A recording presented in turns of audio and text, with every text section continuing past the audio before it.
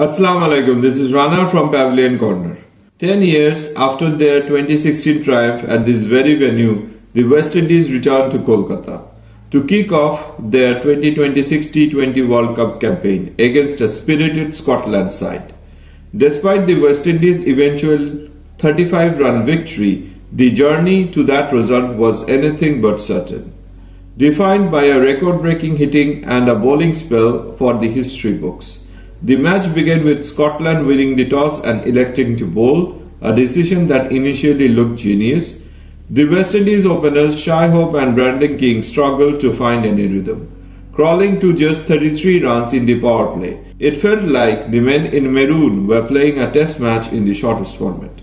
But then Shimron Hetmyer walked out at number 3. Everything changed. Hetmyer didn't just play an innings, he unleashed a hurricane. He reached his 50 in a staggering 22 balls, breaking Chris Gayle's 17-year-old record for the fastest T20 World Cup half-centuries by a West Indian. Alongside captain Rovman Powell, he added 81 runs in just 37 balls, propelled the West Indies from a sluggish start to a formidable 182 runs for loss of 5 wickets.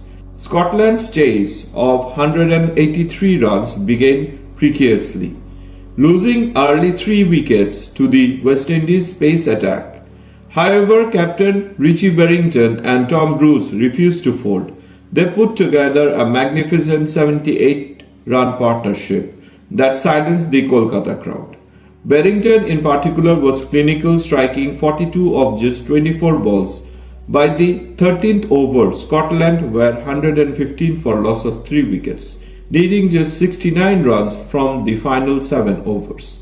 For a moment, the world was holding its breath for an upset. The turning point came in the 15th over, when veteran Jason Holder dismissed Berrington. Not only was it the breakthrough the West Indies desperately needed, but it also made Holder the first West Indian to reach 100 T20I wickets. What followed in the 17th over was pure carnage. Romario Shepherd produced a death over masterclass that will be replayed for years.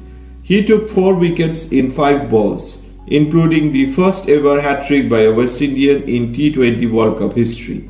Dismissing Matthew Cross, Michael Lisk and Oliver Davidson in successive deliveries, Scotland collapsed from a competitive 115 runs for loss of 3 wickets to 147 runs all out in a blink of an eye.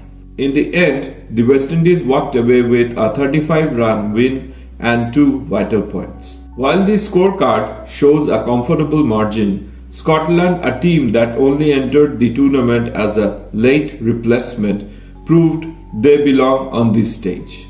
For the West Indies, this match was a statement of intent. With Hetmyer's power at the top and Shepherd's lethality at the death, they have signalled that the 2-time champions are ready to fight for a 3rd title.